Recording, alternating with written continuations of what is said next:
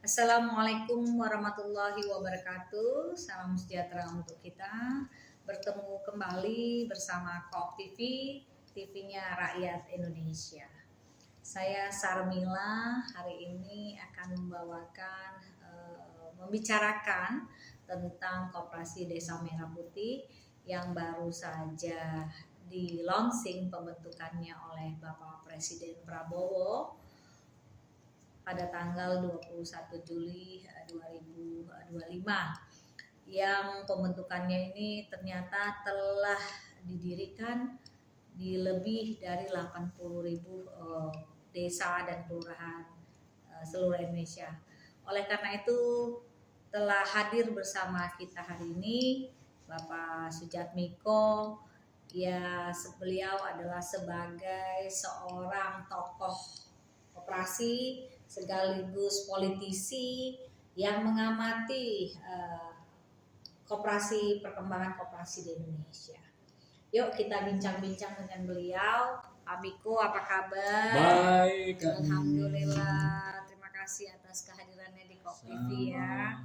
Bagaimana nih Mas Miko tanggapannya terhadap pendirian koperasi atau pembentukan Koperasi Merah Putih ya, apalagi sekarang ini di tahun Koperasi Internasional ya, Koperasi Dunia 2025 ini ditetapkan PBB sebagai koperasi dunia. Iya, luar biasa. Ya, silakan Mas Miko. Iya, jadi gini, respon saya sangat terkejut juga, sangat surprise terhadap Presiden bahwa keberanian seorang Presiden menetapkan bahwa perekonomian Indonesia idealnya seperti ini itu jarang sekali diberikan oleh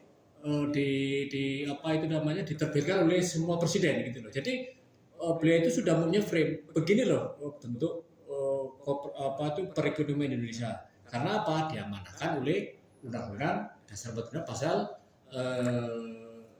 33 ayat 1. Jadi beliau itu berani. Kalau presiden yang dulunya ya mohon maaf itu kurang greget dan kurang berani langsung kepada kebijakannya, sampai beliau menerbitkan Impres nomor 9 tahun 25 tentang percepatan. Nah, jadi isinya tuh jelas percepatan pembentukan koperasi desa, kota, kelurahan dan merah putih seluruh Indonesia. Jadi dipercepat itu. Akhirnya apa, kan berapa bulan itu kan mulai dari kita sosialisasi, terus kita menyampaikan kepada masyarakat.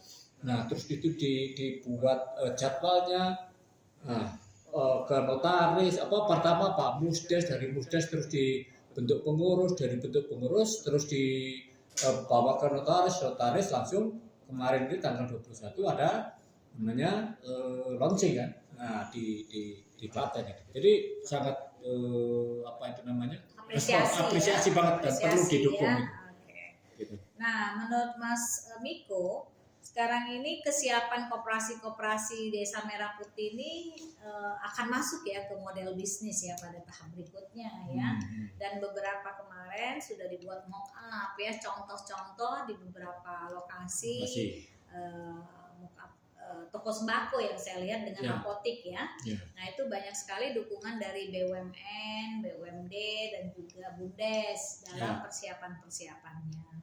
Nah, bagaimana? Dan itu ada yang positif, ada negatif tuh. Akhirnya ada yang tetap berlanjut, ada yang kemarin sempat ada masalah sedikit-sedikit ya. Nah, ya itu di Tuban nanti itu harapan kita tidak terjadi lagi nih kepada koperasi-koperasi Merah Putih yang lain. Sehingga di awal ini memang harus betul-betul ada kontrak yang jelas, SOP yang jelas, mekanisme yang jelas, dengan bisnis model juga yang jelas, sehingga nanti betul-betul dalam pelaksanaan di masyarakatnya, di tataran eksekusinya, pelaksanaan itu tidak overlapping. Gimana tanggapan Mas Miko dalam hal ini? Ya, baik. Jadi memang role model dari KDMP ini sebenarnya nggak jauh beda dengan koperasi-koperasi zaman dulu, seperti KUD. Dulu sebelum ada KUD ada namanya BUD ya, Badan Usaha Unit Desa. Nah, terus pada tahun 1984 kalau salah dirubah menjadi koperasi desa, koperasi unit desa gitu. Sebenarnya nggak jauh beda. Maka usaha-usaha tersebut yang paling pokok adalah sekarang adalah pola modernisasi, itu adalah digitalisasi, jadi gitu. Jadi usahanya tetap seperti itu, tetapi pola manajemen kontrol itu melalui digitalisasi. Sekarang gini aja, pinjol itu kenapa begitu sukses, karena mengedepankan digital gitu kan, sehingga mereka bisa mengeruk keuntungan lebih banyak. Mengapa kita tidak?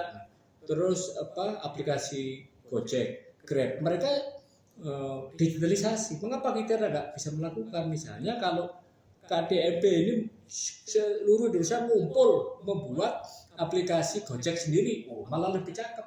Nah, gitu. Jadi perlu modernisasi sistem dan manajemen. Ya, makasih.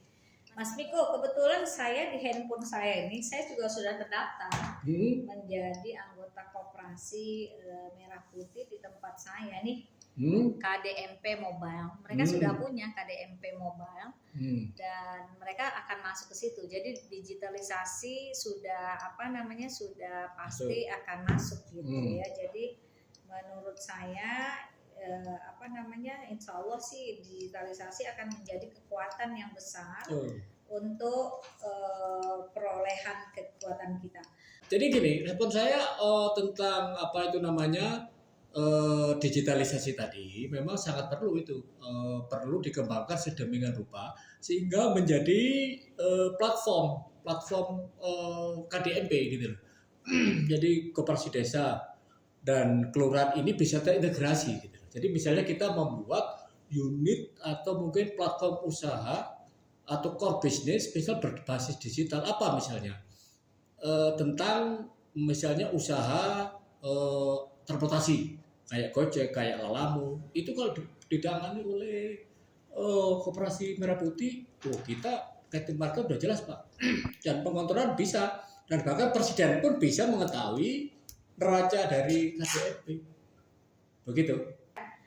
Jika demikian berarti bagus ya kalau KDMP ini berbasis digital, pastinya bisa diukur secara monetize ya, sebagai ekonominya dapat, tidak hanya sosial ekonomi, secara sosial dampaknya, tapi secara ekonomi juga bisa dilihat secara langsung.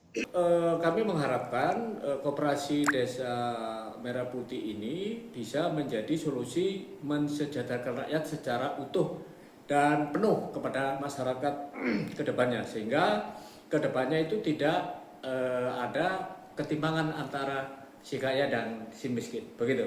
Demikianlah para pemirsa sekalian yang sudah menyempatkan nonton KOP TV, kita bincang-bincang, ketemu lagi pada episode yang akan datang.